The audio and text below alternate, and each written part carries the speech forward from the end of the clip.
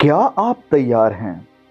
देखिए, पिछले कुछ दिनों से हालातों को देखकर, सिचुएशंस को देखकर हमें ये पता चल रहा है, हम ये देख रहे हैं कि हमारी दुनिया अंत के बहुत ज़्यादा करीब या कगार पर आ चुकी है। देखिए, जितना हम आज पवित्र बाइबल को पढ़ रहे हैं, बाइबल की भविष्यवाणियों को पढ़ते हैं और फिर देखते हैं हमारे आसपास में हो रहे इंसिडेंट्स को, हालातों को, तो हमें पता चलता है कि बाइबल हमारी आंखों के सामने खुल रही है, पूरी हो रही है। बहुत लोग ऐसे हैं जो इस बाइबल के ऊपर हंसते हैं या बाइबल के खुदा का मजाक बनाते हैं। मसीहों के बारे में, उनके प्रैक्टिसेस के बारे में, वो जो कुछ भी कर रहे हैं खुदा के लिए, उसका मजाक बना रहे हैं, उसके कामों को रोक रहे हैं, उसके प्रचार को रोकने की कोशिश कर रहे हैं।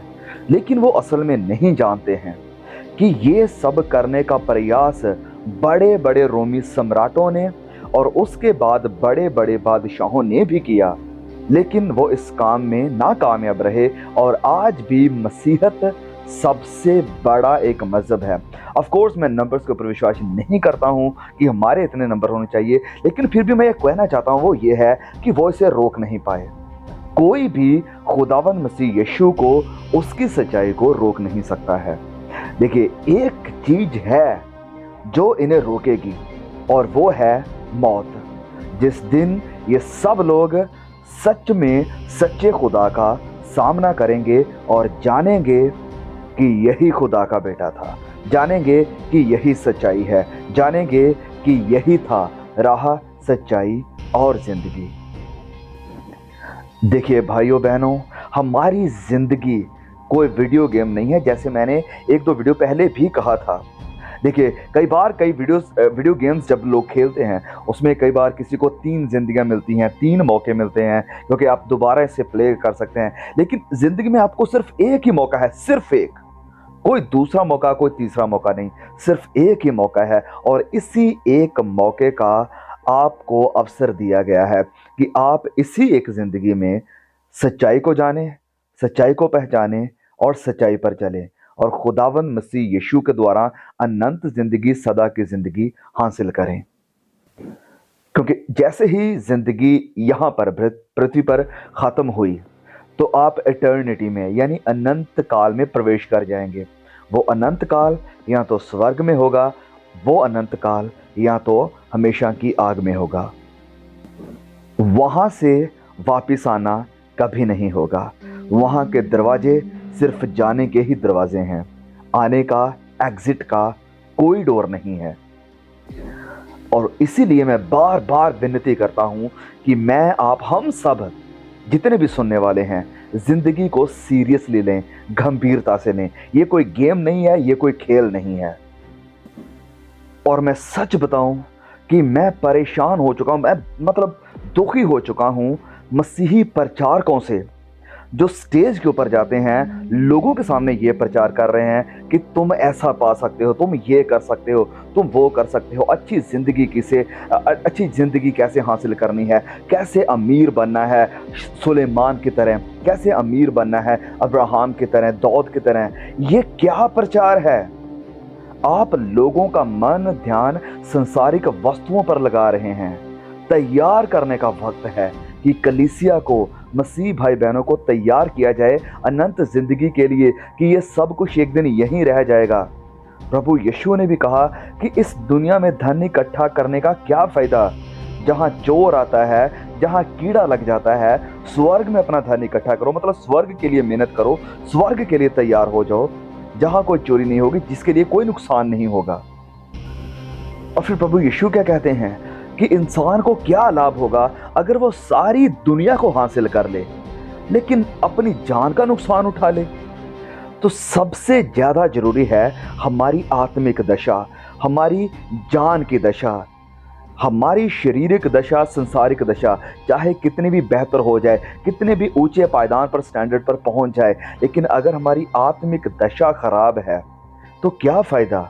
क्या फायदा धन इकट्ठा करने का? क्या फायदा इतनी बड़ी बड़ी बिल्डिंग्स, कार, बंगले लेने का, अगर आत्मिक दशा ही नाश हो गई? तो जैसे मैंने शुरुआत में कहा कि जब हम दुनिया को देख रहे हैं और पवित्र बाइबल की भविष्यवाणियों को देख रहे हैं, हम देख पा रहे हैं कि दुनिया एंड के कगार पर है, दुनिया खत्म होने वाली है, प्रभु यीशु का आना बहुत नजदीक है, एंटी क्राइस्ट का आना बहुत नजदीक है। मतलब मैं कहूं कि वो द्वार पर है। तो अब सवाल ये नहीं है कि क्या प्रभु यीशु आएंगे या नहीं, सवाल अब ये है कि कब, कितना और वक्त, कितना और समय। और जो जवाब दिया जा सकता है वो यही है, जैसे प्रभु यीशु ने कहा प्रकाशित वाक्य में कि वो जल्द आने वाला है, जल्द, शीघ्र आने वाला है। तो सवाल ये नहीं होना चाहिए कि प्रभु यीशु आएंगे या नहीं, सवाल होना चाहिए कि कब आएंगे। और इससे भी ज़्यादा जरूरी सवाल जो हमें अपने आप से पूछना चाहिए वो ये है कि क्या मैं तैयार हूँ, क्या मैं तैयार हूँ, क्या मेरे दीवट जल रहे हैं 5 बुद्धिमान कुंवारियों की नाई, या वो बुझते जा रहे हैं, ठंडे होते जा रहे हैं।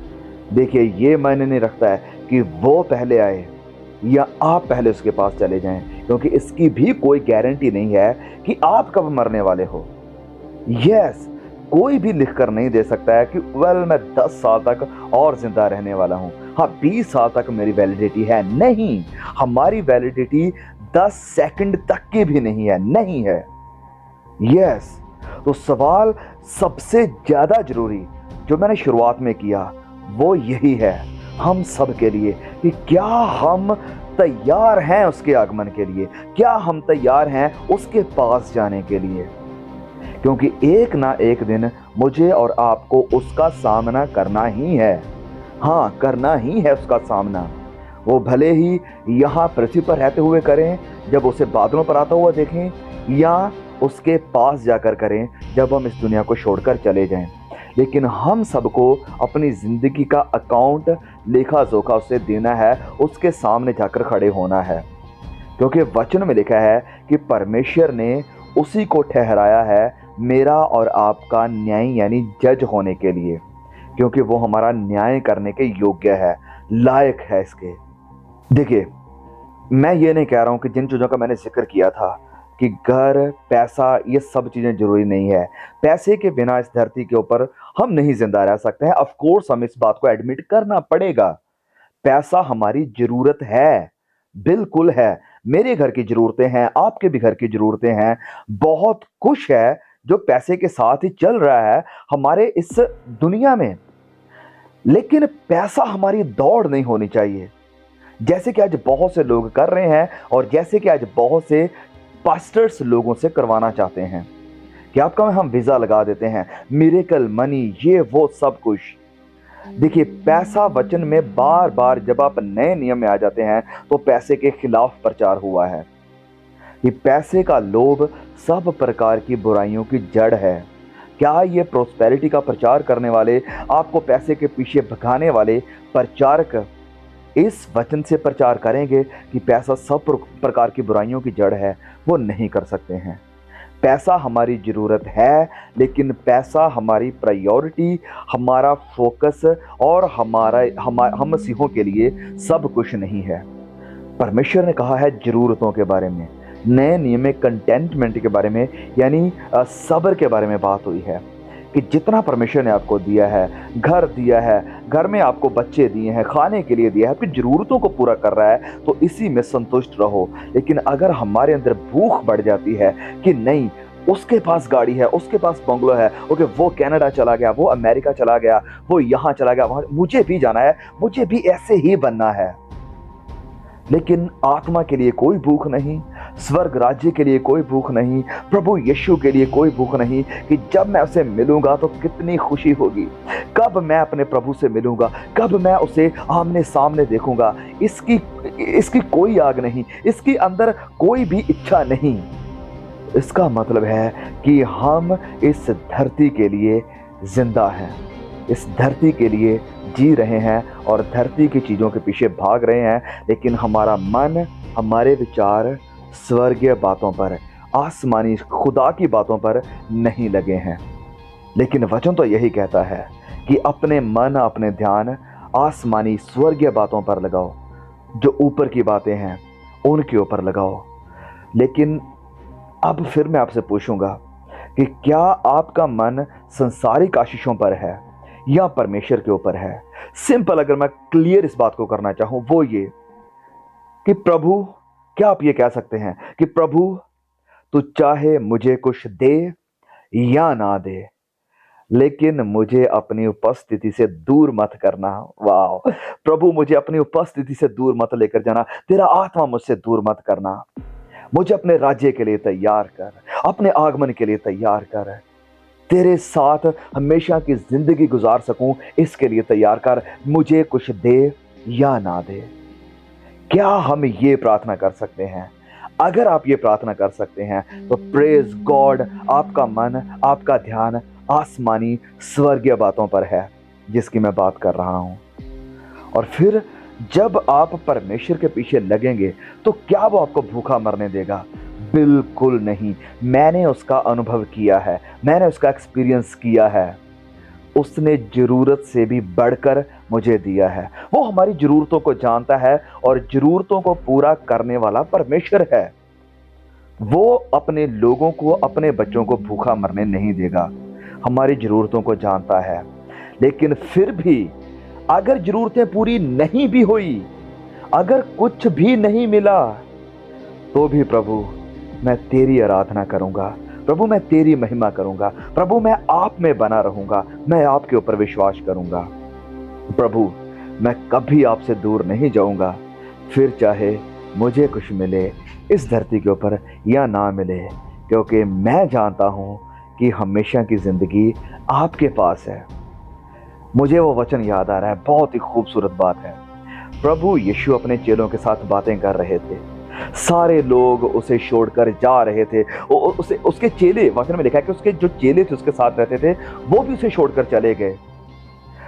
फिर वो इन 12 चेलों की तरफ मुड़े, जो उसके 12 चेले थे, उनकी तरफ मुड़कर कहा, क्या अब तुम भी मुझे छोड़कर जाना चाहते हो?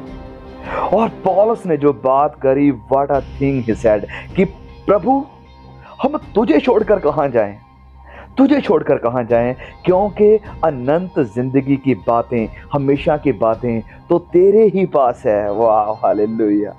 प्रभु तुझे छोड़कर कहां जाएं? यस प्रभु, तुझे छोड़कर कहां जाएं? क्या पैसे के पीछे जाएं, दुनिया की शोहरत के पीछे जाएं, दुनिया के नाम, फेम, सेलिब्रिटी स्टेटस के पीछे जाएं? ये सब खत्म होने वाला है प्रभु, ये एक दिन जाता रहेगा। लेकिन हमेशा की जिंदगी की बातें आपके पास है, हमेशा की जिंदगी आपके पास है, हमेशा की जिंदगी आप हैं प्रभु। तुझे छोड़कर हम कहां जाएं?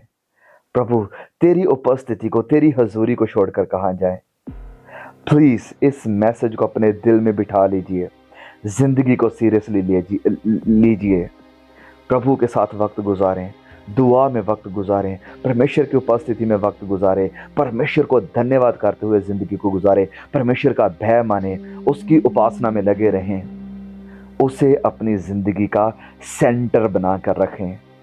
हमेशा सीरियसली प्रभु के साथ बने रहें, सिर्फ दिखावे के लिए नहीं, लोगों को प्रसन्न के लिए नहीं, करने के लिए नहीं, अपने माँ बाप को, अपने बच्चों को प्रसन्न करने के लिए नहीं, सच में प्रभु को खुश करने के लिए, सच में प्रभु की महिमा के लिए, सच में उसकी उपस्थिति में बने रहने के लिए परमेश्वर की महिमा करें, परमेश्वर में बने रहें। May God bless you through this message. Please share it and bless others. See you again. Amen.